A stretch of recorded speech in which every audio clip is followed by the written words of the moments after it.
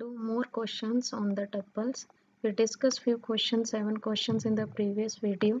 Let's go on this question. In this question, it is mentioned that we have to make a tuple with the words in the big Latin. In the previous video, we have discussed how we can make the things in the big Latin form. That means if the entire tuple is a combination of number of words, then each words we have to shift in that manner so that it will add ay at the end, and then it will just shift the first letter of each word at the end of that word, and after adding that first letter it will add ay. And now in this question that we have to, whatsoever we have made in the previous question, we have to back it in the original position, and for that we have to make a convert the things in the tuple form also. Then here we are just putting the entire things in the another tuple. First I am just making it in the list form so that it will be easier for me to convert it into the tuple form. Later on I am just converting the entire thing in the here in the list form, and that after converting into the list I am again converting into the tuple by with the help of tuple function. Now we can see whether we are getting the things in the form of tuples or not. I've just stored the entire result in the list form and then later I've converted it. Now in the question it is specified that we have to again convert into the original text. That means this is our original text. In this question we have converted in the another form. Now we have to revert it back.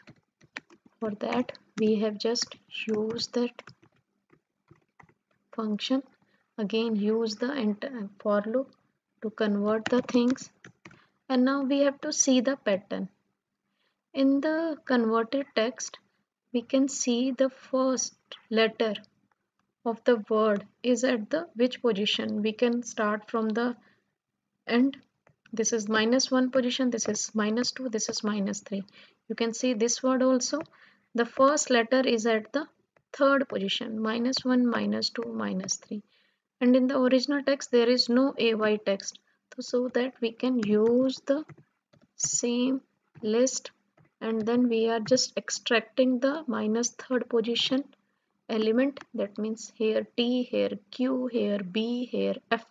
We are just extracting that word, and after the extracting that word we just have to add the first letters.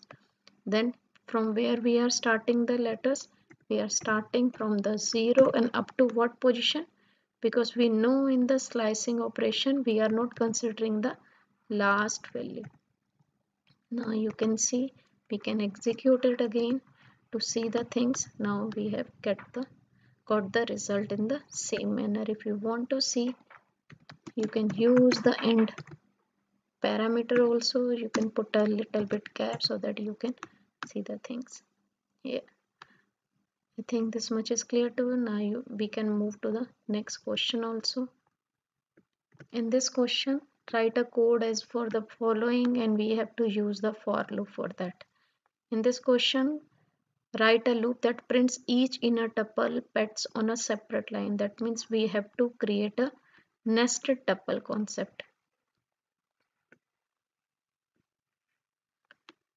Nested tuple concept hai, it has been closed by mistake, I think. Now we can create a nested tuple concept. Here I am just using the random value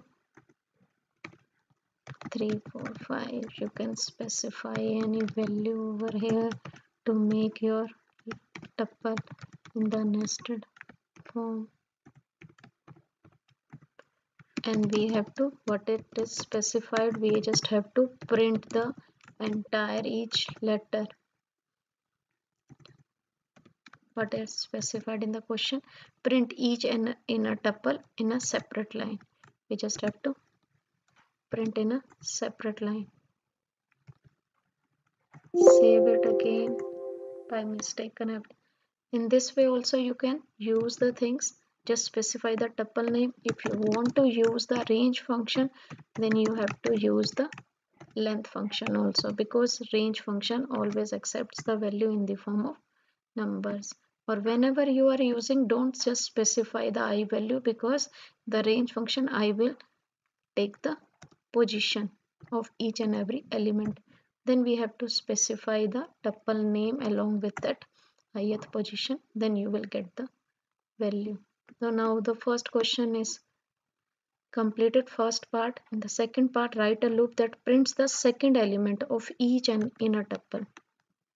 We know that this inner tuple is at the 0 position, this is the second position, sorry, this is the first position and this is the second position. And in the 0th position, 1 is at the 0th position, 2 is at the 1 position. Now if we want to fetch the one second position element, then we have to specify the 1 index value. If you want to fetch the third element of inner tuple, then you have to specify the 0, 1, 2 second value in the second index position. Now you can get, suppose if I want to get the last element which is at the second position of each inner tuple, where I have just by mistaken again the things has been closed. That was my mistake. Now we can open it again by using the A. We have, now you can execute it, you can get the result in this way. Now we can switch to the next. Write a loop that examines tuple and compute the number of inner tuple in the, we have to count how many tuples, inner tuple in the things. No need to go in detail, then we can just specify print function and then you can specify the length. Automatically it will show you the how many inner tuples in that. After that, write a loop that examines tuple pairs and compute the sum of the ages of the animals in the tuple. Ages are the third element. That means where the ages are at the third position. We can consider this 3, 6 and 9 are the ages of the element. Then again we can use the loop concept. We can specify the range function, or directly we can specify whenever we are specifying, because here we have to do the calculation. You have to do the sum of all the ages. Then we can declare a variable with 0 value. Here we can specify the tuple value and the value of the third element which is at the third position, and outside the loop we can print the final result. Now you can calculate the value. 9 plus 16 is 15, 15 plus 3 is 18, the total age is 18. In this way we can calculate the sum. Now next question is write a program that inputs a tuple t and prints a tuple of the length of the subtitles. Suppose here it is the value in the form of this thing, and inner value of this tuple is 2. Here are how many elements in this tuple? 3. In this tuple 1. In this tuple there are 3. Then we have to find the length of each and every inner tuple. We can execute the things here in the shell environment also. You can directly specify the length, but here it will just specify the length of the entire tuple. Then we can execute the same thing by using the for loop, then it will be convenient for us to execute the things. Here we know the things, just specify the inner tuple name, ith position, and then we can find out the element value. What is the, okay, I just forgot to add one more thing over here. Here you can see in this tuple there are 2 elements, in this tuple there are 3, in this there is 1, there is 3.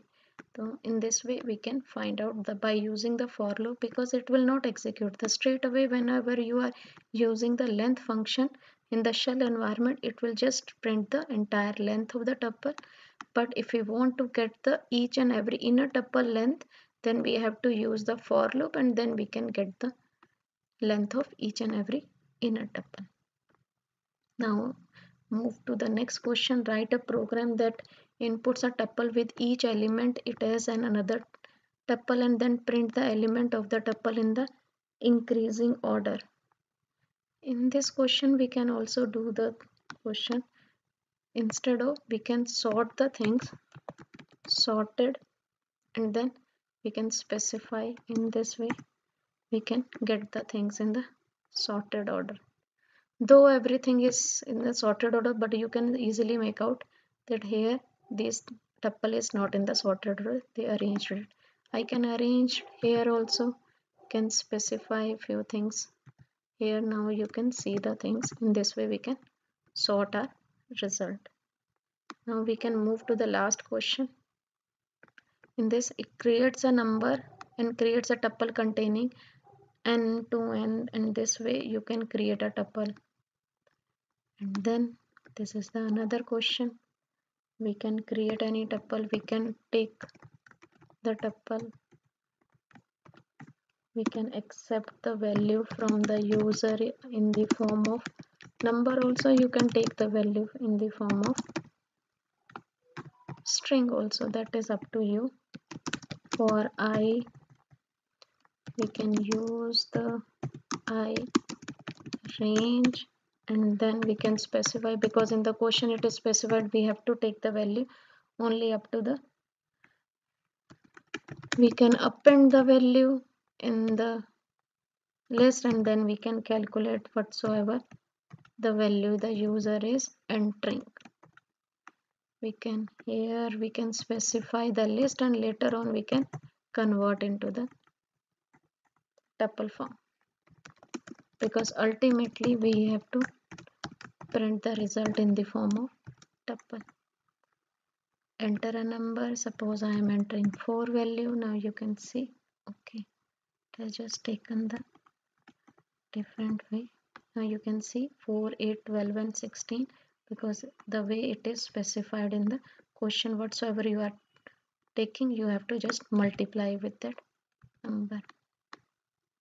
That is why we have received the 4 into 2, 8, 3 into 2, 4, 8.